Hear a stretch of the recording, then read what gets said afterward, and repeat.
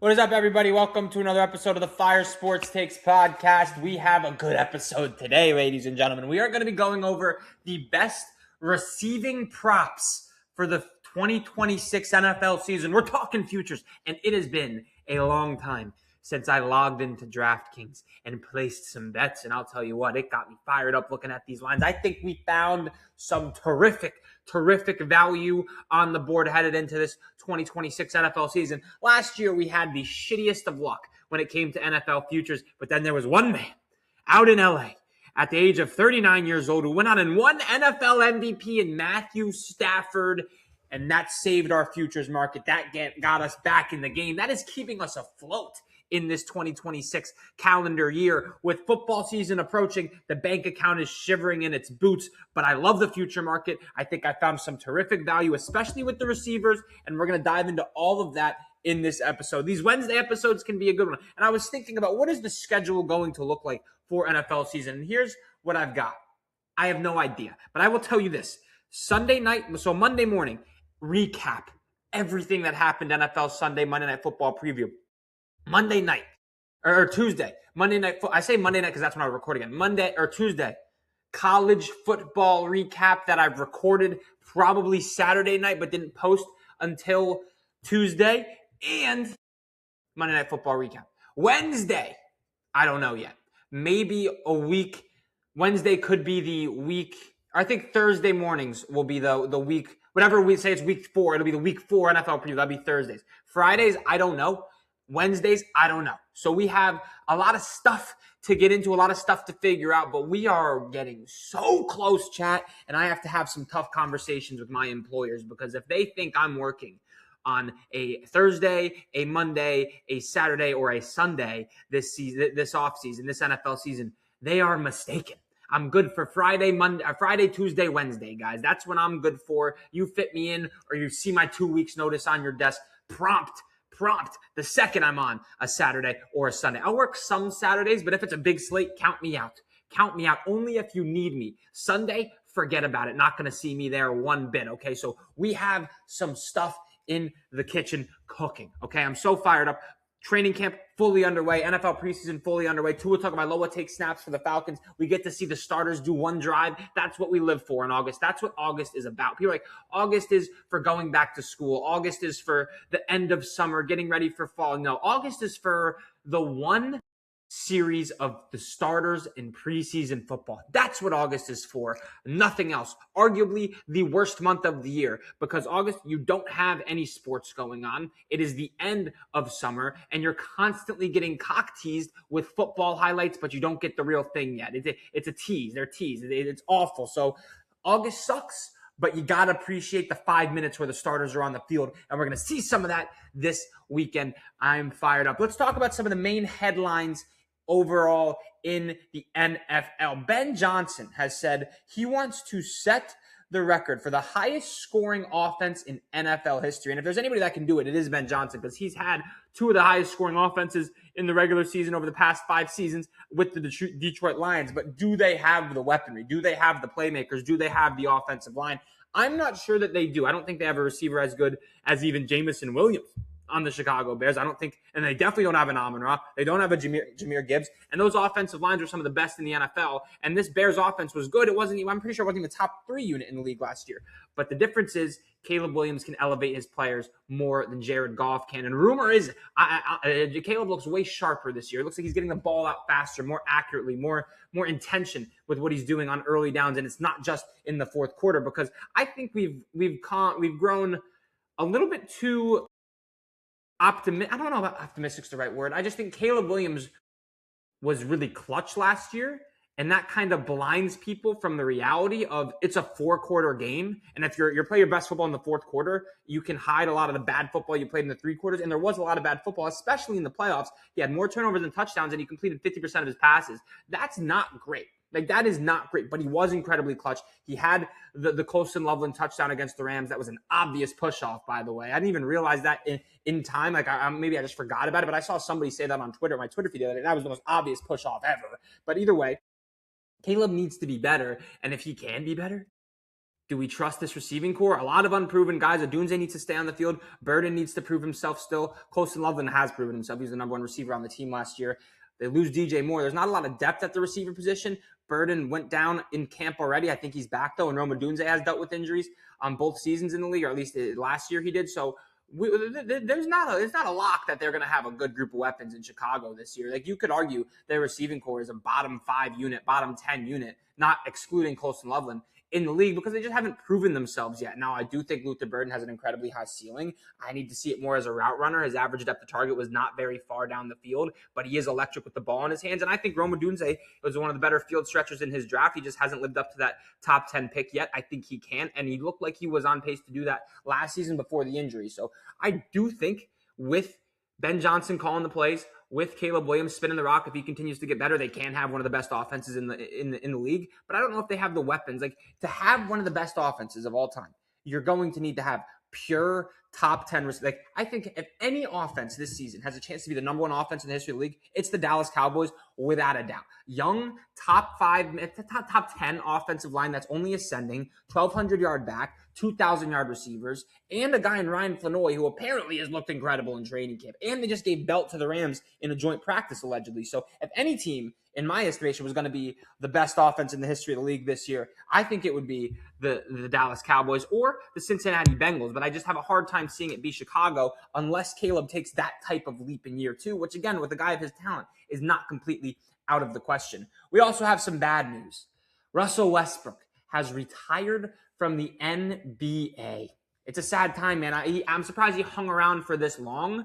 You need to get a jumper if you want to have, or a consistent jumper if you want to hang around and have some longevity in this league. Russ just didn't have that, and he lost his burst, his athleticism. But there is no denying the greatness of Russell Westbrook, keeping that Oklahoma City Thunder team afloat in the post-Kevin Durant era when he didn't really have anybody except Paul George for a little while there. He was sensational. MVP, triple-double king, all effort, all heart. I was never the biggest Russ Glazer. Like, Russ has a fan base, and it's easy to see why, because him coming downhill and fucking some of the best crowd pops in the history of the sport, thanks to Russell Westbrook. Don't forget, OKC is the house that Russ built. Sad to see him go. They're starting to drop like flies, man. It's just KD, Bron, and Curry still hanging around, man. What else is going on today? Oh, I saw something interesting. I don't think we are talking enough about Eric Bieniemy being back in the building for Kansas City. Not only was he the offensive coordinator for some of the best offenses we've seen in the past 10 years with Patrick Mahomes, Travis Kelce, Tyreek Hill, but he's also Andy Reid's right-hand man. And Travis Kelce said something in his press conference today that I thought was very interesting. He was like, we finally have some finally have some guy that's going to hold people accountable and be a little bit fiery, be a little bit of a dick. And that's something they've been missing because Matt Nagy wasn't doing that. And there's a reason that offense led the NFL in drops one year. Still won the Super Bowl, though. Who cares? The run blocking wasn't great. They didn't really have a good running back. I think we're underrating the importance of getting Eric Bieniemy back in the building. Andy Reid's right-hand man, Patrick Mahomes, is comfortable with him. And they had some elite electric offenses under Eric Bieniemy. And then they also bring in Kenneth Walker. And Mahomes hasn't had a 1,000-yard rusher, I think, ever in his career in Kansas City, unless maybe Kareem Hunt did it in one of his first seasons. But isn't that crazy? He's finally going to have a solid run game to alleviate some pressure. I think that can be a very dangerous offense in Kansas City, and I think they're going to pick up right where they left off. I don't give a fuck about Patrick Mahomes' ACL. I don't. Maybe that's me being ignorant. I do not care. I'm here to tell you right now, we do not care. We do not care. It's Patrick Mahomes. And Travis Kelce's talking like he's still got some juice left in the tank. Remains to be seen. He's had lower receptions and lower receiving yards like 3 straight seasons, lowest yards per target, lowest target share of his career. We'll see what he has. Rashee Rice healthy, Xavier Worthy healthy, and I think this offense can be sensational, one of the better offenses in the NFL next season. What else is going on? Let's just read some. The Jets and Bucks are just it's a brawl out there. I'm trying to think of the word for the WWE when they fight, when they have like the big brawl. I don't know. WrestleMania? No. I don't know, but it is a brawl. Every day, Bucks Jets training camp, there are fights. Geno Smith had 3 interceptions in the first joint practice. Not ideal, but apparently David Bailey has been unguardable. And they got some good tackles there. Luka Decky's no scrub. They got some good offensive linemen, and David Bailey's just ripping them a new ass, okay? So look out for the Jets this year if David Bailey can be a 10-plus sack guy. Will Anderson was a 10-plus sack guy once upon a time. They bring in some help on the interior of that defensive line with Tavondre Sweat and a plethora of free agents with Demario Davis and Mika Fitzpatrick, all of a sudden up the middle and in their front seven, they might have a little bit of something there defensively. Their cornerback room is just the worst in the league. Nashawn Wright, Brandon Stevens. Yikes. We pray for a speedy recovery for Quantez Stiggers, UFL legend. All right, let's cut the bullshit. Let's get right into it here. Here are some of the best wide receiver futures headed into the 2026 NFL season. Let's just start off with a guy in Brock Bowers, whose reception total is at 82 and a half catches. You don't think Brock Bowers is getting 100 receptions if he's fully healthy? He had 112 catches as a rookie and a 25% target share. Who else are they throwing footballs to on that team? Jalen fucking Naylor, Trey Tucker, that's what we're doing. It's going to be the Brock Bowers show in Vegas this season, whether it's Kirk Cousins or Fernando Mendoza. He is going to be fed the rock. I hope it's Kirk Cousins because we'll get a little bit of a head start. That guy was force-feeding Kyle Pitts last season, especially after Drake London went down. And I know the wide receiver one didn't go down in Vegas because they don't have a wide receiver one. So expect Brock Bowers to get 10 targets a game. He averaged 5 catches a year last year. You stretch that over 17 games, that's 90-plus catches. So he should be a lock. Bowers averaged 5 catches with Geno Smith. Kirk Cousins on Geno Smith, probably a wash. I like Fernando, though. Fernando's incredibly accurate, back shoulder merchant. Brock Bowers caught a few back shoulder touchdowns last year. So expect Brock Bowers to get in there early and often. He's such a mismatch nightmare. He's not even a tight end because he barely puts a hand in the dirt. He doesn't line up in line. He's a glorified slot receiver, but he is a mismatch fucking nightmare. He's disgusting after the catch. He has terrific hands. He's so savvy in his route running. He's big. He's everything you want in the modern tight end today. Travis Kelce reincarnated. He is a baller. Get the guy the football as many times as you can and get the fuck out of the way if you want some success on offense in Vegas. If he doesn't get 100 catches and he's fully healthy, they really screwed things up. And I don't think Kubiak's an idiot. He just was an offensive coordinator for a top 5 offense in the league, and they won the Super Bowl. So he's not an idiot. He's going to get the ball to Brock Bowers. 82 and a half catches is way too low. Smashes the over. This next one I like a lot. Parker Washington. I am buying Parker Washington stock literally now. I'm not even figuring. I have bought it. I bought shares of Parker Washington stock. 800 receiving yards is his total. He went over this last year, even when they added Jacoby Myers. So his target share should have went down. It didn't.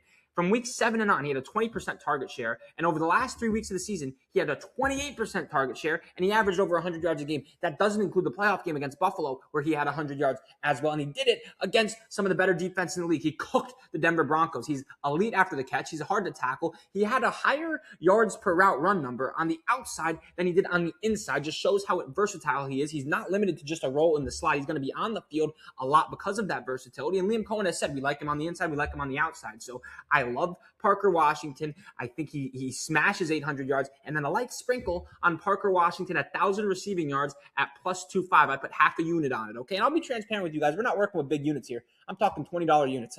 That's what we got. So $10. That's what we did. It was $10 on Parker Washington, 1,000 receiving yards. We love that all day here. I think he's an underrated route runner, really good hands. And after the catch, look out. Jordan Tyson is one of my favorite players. You all know this if you've listened to the program. I love this guy. Over 775 receiving yards. And at the time I'm recording this, he has no active injuries in training camp. And that is huge because Tyson has missed a third of the games he has played in college football. Not ideal. I understand there's a lot of risk there. I wouldn't hate you for fading me on this. But there have been 8 wide receivers drafted in the top 10 in this decade. 7 of them have had at least 800 yards. Ted McMillan had 1,000 last year. Marvin Harrison Jr. had 880 3 years ago. Malik Neighbors at 1,300. Rome Odunze is the only one that didn't hit this mark at 734. Drake London had 800 plus. Garrett Wilson had 1,100 as a rookie. Jamar Chase had 1,400 as a rookie. Jalen Waddle had 1,000 as a rookie. Those are all the receivers drafted in the top 10. You could add Chris Olave. He was taken 11th. He went over 800 yards as well his rookie season. So Jordan Tyson over 774.5 receiving yards seems really good to me. I think their defense got a little bit worse. They lost Demario Davis and they lost Alante Taylor. I don't trust their defensive line a whole lot. They're pretty sure they brought back Cam Jordan, but he's still old. The interior suspect. I know they had their defense overperformed for the talent on there last year, but I think they play the NFC North and the NFC East. Those are two really tough divisions with some good offenses. I think we're going to see a lot of shootouts in New Orleans, and I trust that defense. I trust that offense a whole lot more than a lot of people do. I think they have a top 10 receiving duo, arguably top 5. Like, I wouldn't be surprised if they have a top 5 passing game this year with Tyler Shuck. They bring in a new offensive guard, which was their biggest need, David Andrews from Buffalo. They have the 2 young tackles in Tulise Fuaga and Kelvin Banks. Banks was really solid last year. Fuaga still needs to prove himself. Cesar Ruiz on the interior as well, really solid interior offensive line. Their O-line is set. Their O-line is good. They have 5 competent, at least starters, unless Tulise Fuaga stinks it up for the 4th straight year, and they whiffed on that first-round pick from a couple of seasons ago. But I think the offensive line is solid. I think Tyler Shuck, I've been a Tyler Shuck guy. Long-time listeners will know I was high on Tyler Shuck before anybody was high on Tyler Shuck. Go watch his game against Notre Dame when he was at Louisville last year. People were just being ageist and pulling out it was just a heavy case of the ageism when it came to Tyler Shuck. The dude can spin it. He's got a cannon. He's 6'5". He's your prototypical made-in-a-lab quarterback. 6'5", cannon, arm angles, accuracy. That's all you need. Sometimes the decision-making, little hit or miss, but you're going to get that out of that. That just happens, okay? He's got to hone it in. He didn't make too many bad decisions last year, and he beat up on the garbage teams in the NFL over the last 3-4 weeks of the season. I think he can supply 2 1,000-yard receivers, and I think Jordan Tyson is a little bit better of a separator than Chris Olave on the short and intermediate routes. Both of them are elite down the field. I think Tyson's a better after-the-catch guy than Olave is too, but Olave is going to eat up a lot of those targets deep down the field because that's his specialty. He's been a go ball artist. He's been a deep route artist since his time at Ohio State with C.J. Stroud and company. So I do think both guys can have 1,000 yards. I wouldn't be surprised if Jordan Tyson out-produces Chris Olave, but that is on he needs to stay on the field, most importantly. All right, Zay Flowers. His receiving yard line is disrespectfully low for a guy that has had 800 yards his rookie year, 1,000 yards his second year, and then 1,200 yards, top 7 in the NFL in receiving yards last year. Just got paid a contract that a lot of people are saying he didn't deserve. Well, I think he's going to prove to everybody that he did deserve that contract, and he's going to do that by putting money in my pocket by smashing this over 999.5 receiving yard total. You're telling me if this guy stays healthy, he doesn't have 1,000 yards? What the fuck is that?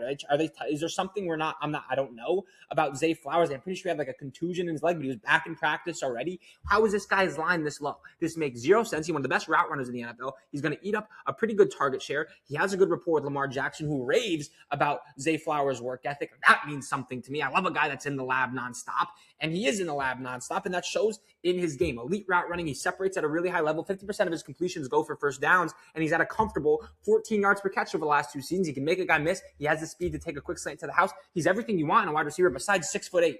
Like, that's why he just doesn't have elite size and strength, but he has really good hands, really good separator. He's my type of guy, my type of receiver. You can't press him at the line of scrimmage. He'll make you look silly. You can't leave him in man-to-man coverage. I don't care who you are. I don't care if you're 6'4". He's still going to put a foot in the ground and get out of his breaks and explode and create 2 yards of separation. That makes a quarterback's job really easy. So I like Zay Flowers over this total a whole lot. I think that is free money as long as he stays healthy. George Pickens. How is this guy's line under 1,000 yards? I don't understand. Barring any injury, he should smash this total. Dak Prescott has had 2,000-yard receivers before. He had 2,000-yard receivers last year, okay? And CeeDee Lamb didn't play against the Packers, Jets, and Panthers. And the Packers and Panthers games were GP's most productive games. But if you combine those 3 games where CeeDee was out, Jets, Packers, Panthers, Pickens had 359 yards. You subtract those numbers from his 1,400-yard total, which also, by the way, it wouldn't have been 0 yards in those 3 games, even if CeeDee was playing. It would not have been 0. But for the sake of the argument, we will take away every single one of those yards in the CeeDee Lamb-less games that George Pickens played. He still would have had 1,070 yards on the season. This is a no-brainer if this dude stays healthy. He's playing under a franchise tag as well. He's going to be more motivated than ever. His route running improves every single year. He has some of the best hands, if not the best hands at the catch point. And him and Dak Prescott is a match made in heaven because Dak throws with elite anticipation, elite accuracy, and elite ball placement. So even when GP is covered, he puts the ball in a spot where only GP can get it, and GP going to go up and get it now. Okay, that's George Pickens we're talking about. I think 1,000 yards is free for GP. The counter argument that I had in my head is, well, maybe the Cowboys defense is a little bit better this year, and they're not going to be throwing the ball as much because they're not going to be losing as much. They're not going to have to play catch up as much. And Dak threw for 600 yards last year, the second most attempts in the league. But his last 3 fully healthy seasons, which is another concern, is Dak can't stay healthy. 2023, 2021, 2019 were the last 3 times he played a full 17-game season or 16-game season, I guess. Besides last year, he still had 590 plus attempts all 3 of those seasons. I'm buying stock in the Cowboys offense. And I said earlier in this episode, in this segment, that it could be the best offense in the NFL. And you're telling me George Pickens' line is under 1,000 yards? That is blasphemous. Give me the Cowboys offense.